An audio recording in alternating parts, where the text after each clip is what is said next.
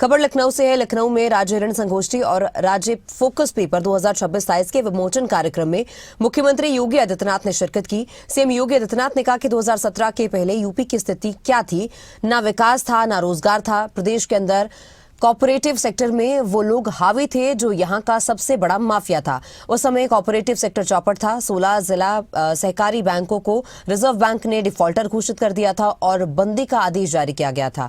आज इन 16 में से 15 प्रॉफिट में आ गए हैं और 16वें को भी प्रॉफिट में लाया जा रहा है। हमने पैक्स की संख्या बढ़ाई है, उनके टर्नओवर और क्रेडिट की सीमा को भी बढ़ाया गया है।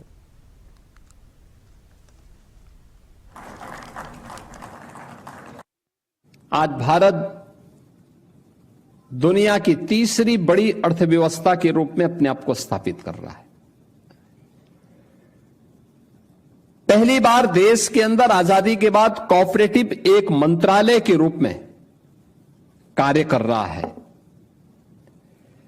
एफपीओस को हर एक स्तर पर प्रोत्साहन मिल रहा है।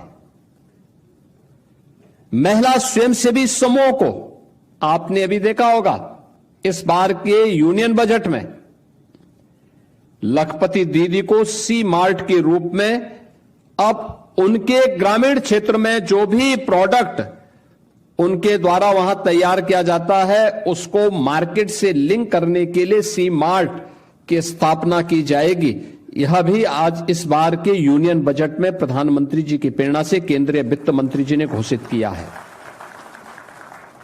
अनेक प्रोत्साहन इस दिशा में प्रारंभ हुए हैं और परिणाम है कि थोड़ा सा गाइड और मार्गदर्शन प्राप्त हुआ तो ये सभी सेक्टर तेजी के साथ आगे बढ़ रहे हैं। और उसी का परिणाम है कि आज भारत दुनिया के अंदर तीसरी बड़ी अर्थव्यवस्था के रूप में अपने आप को स्थापित करने में सफल हुआ है। बहनों और भाइयों, यही प्रोग्रेस की स्थिति देश की सबसे बड़ी आबादी के राज्य का है। हमें याद करना होगा, यह प्रकृति और परमात्मा की विशेष अनुकंपा है कि जो नियम देश के अंदर, दुनिया के अंदर भारत पे लागू होते हैं, वही चीज भारत में यूपी पे लागू होते हैं। एकदम वही परिस्थितियां हैं, वही परिस्थितियां हैं। 17 के पहले यूपी की स्थिति क्या थी, कहां थे हम? न विकास था, न रोजगार था। प्रदेश के अंदर कोऑपरेटिव सेक्टर में वे लोग हावी थे जो जहां का सबसे बड़ा माफिया था वो उसमें हावी था। कोऑपरेटिव सेक्टर चौपट।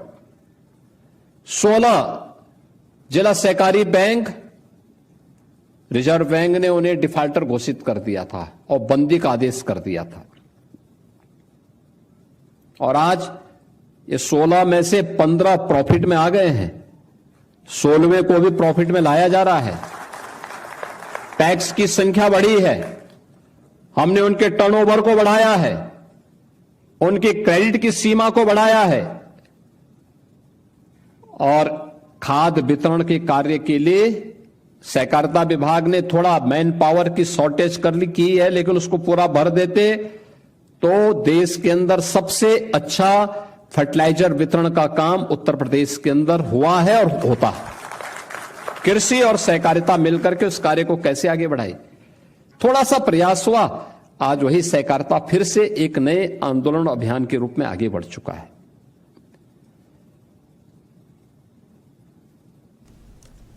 यानी सरकार की नीयत साफ हो तो उसके परिणाम भी स्पष्ट दिखाई देते हैं।